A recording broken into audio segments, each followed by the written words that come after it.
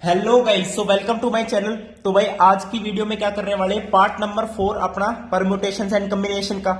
तो इस पार्ट में हम पढ़ेंगे परम्यूटेशन। देखो वैसे हम परम्यूटेशन पढ़ चुके हैं, जो हमने पिछले पार्ट्स में जो हमने क्वेश्चंस किए हैं, जो अरेंजमेंट्स किए हैं, वही बेसिकली क्या होता है, आपका परम्यूटेशन होता है। लेकिन यहाँ पे मैं आपको प्रॉपर डेफिनेशन बता दूंगा परम्यूटेशन की, और कुछ कंसेप्ट हो रहे हैं वो क्लियर करते हैं, फिर आगे इसके बेसिस पर अपने एग्जाम्पल्स पे चलेंगे। ठीक है भाई। तो परम्यूटेशंस के बारे में तो भाई हमने, आपको याद होगा कि एग्जाम्पल नंबर 1 सोल्व किया था। वो जब बोला था कि रोज, इसके जो 4 लेटर हैं, इससे हमें 4 लेटर को यूज करके वर्ड फॉर्म करना है, चाहे मीनिंग हो चाहे ना हो। और कहा था रिपीटिशन अलाउड नहीं है। तो मैंने क्या कहा कि पहले वाले में हम 4 तरीके से, इसमें 3 तरीके से, इसमें 2 तरीके से, इसमें 1 तरीके से, तो टोटल कितने वर्ड्स बना सकते थे हम? 4 दिए 12, 12 दूनी 24, तो 24 हम डिफरेंट वर्ड्स बना सकते थे। यानी हमने क्या किया, जो ये लेटर्स हैं, लेटर्स ऑफ वर्ड रोज, इनको अरेंज ही तो किया। The arrangement of letters ROSE, ठीक है, taken 4 at a time and repetition is not allowed. तो कितने वर्ड्स बना दिए हमने? 24 वर्ड टोटल बना दिए। तो बेसिकली ये अरेंजमेंट, इन लेटर्स की अरेंजमेंट ही क्या है, अपनी परम्यूटेशंस बोलते हैं। तो इसकी डेफिनेशन मैं आपको बता देता हूं क्या है। देखो इसकी जो डेफिनेशन है वो देखो, ये आपके एनसीईआरटी में गिवन हुई है, ठीक है, दे रखी है। मतलब a permutation is an arrangement, जो हमने अभी अरेंजमेंट की, ठीक है। A permutation is an arrangement in a definite order, in a definite order. अब भाई किसी ऑर्डर में ही तो है कि उसने कहा रिपीटेशन अलाउड है या नहीं है, तो कुछ दे रखा है, उसी के बेसिस पर अरेंजमेंट की है। तो इन ए डेफिनेट ऑर्डर, और ये भी बताया कि 4 लेटर का वर्ड बनाने, यानी 4 एट ए टाइम हमें लेने हैं वर्ड बनाने के लिए।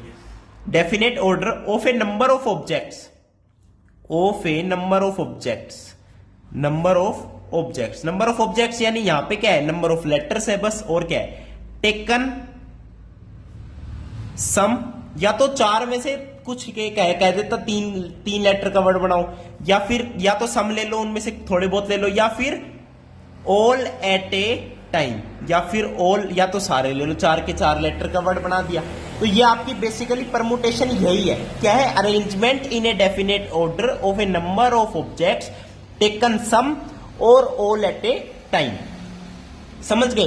तो परम्यूटेशंस का आप यहां पे धीरे धीरे आपका फॉर्मूला भी डिराइव हो जाएगा। फॉर्मूला क्या है? देखो देखो एनसीईआरटी से पढ़ते हैं अपना थ्योरम। देखो थ्योरम क्या कह रही है, number of permutations of n different objects taken r at a time. अब आर यहां पे एन भी हो सकता है, और 0 से बड़ा होगा, और एन से छोटा होगा, एन के बराबर भी हो सकता है। समझ गए? आर क्या है भाई, यहां पे एन तो अपना कितना है, 4 है, क्योंकि रोज के अंदर 4 लेटर है। और आर क्या है, जो वो हमसे कह रहा है कि कितने लेटर का वर्ड बना, इसने तो 4 लेटर का ही बनाया, तो यहां पे आर भी कितना है, 4 है। यहां पे आर भी कितना है, 4 है। समझ गए? अच्छा जी, वेरी गुड। तो आर बता दिया 0 से एन तक होता है, एन के बराबर भी हो सकता है। And the objects do not repeat is, और जब रिपीटेशन अलाउड नहीं हो तो number of permutation, number of arrangements कितनी होती है, n multiply by n minus 1 multiply by n minus 2 up to n minus r minus 1। इसको ऐसे लिख सकते हो ना, देखो मैं इसको लिख के बताता हूं।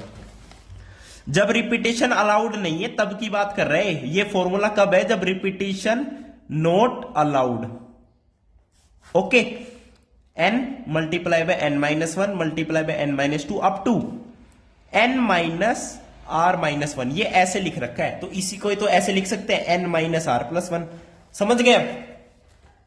बस। और इसी को हम कैसे लिख सकते हैं, NPR। इस पूरे फॉर्मूला को हम कैसे लिखते हैं, NPR। What is P?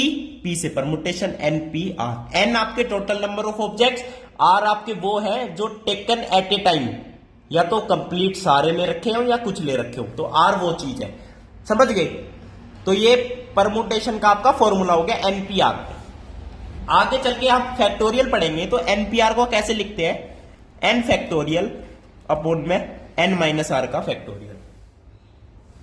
बस ये आपका क्या है, NPR का फॉर्मूला है। फैक्टोरियल आपने बहुत अच्छे से पढ़ रखा है, मैंने आपको बता भी रखा है। समझ गए मेरे भाई? अब देखो और पढ़े आगे, चलो ये इसका प्रूफ है कि ये इसका फॉर्मूला कैसे डिराइव हुआ, समझ गए। तो एनपीआर का फॉर्मूला आपको सिंपल सा पता भी है, देखो nPr is commercial mean notation which help to reduce the size of expression, बिल्कुल सही है। ये जो एक्सप्रेशन इतना बड़ा है, इसको बड़ा का छोटा बना दिया, बड़ा का छोटा। भाई दिमाग में बड़ा ले थोड़ी सकते हो आप, छोटा लेना पड़ेगा। तो बड़े का छोटा बना दिया, एनपीआर बना दिया, परमुटेशन का फॉर्मूला सिंपल सा। उसके बाद क्या है, फैक्टोरियल नोटेशन का इंट्रोड्यूस हो जाता है, फैक्टोरियल नोटेशन की बात आ जाती है। तो अब मैं आपको बता देता हूं फैक्टोरियल नोटेशन, वैसे आपको सब पता है इसके बारे में। फैक्टोरियल नोटेशन बहुत सिंपल है, कोई दिक्कत नहीं है। अरे भाई एन फैक्टोरियल का मतलब क्या है कि मल्टीप्लाई करते रहेंगे हम, कहां से कहां तक,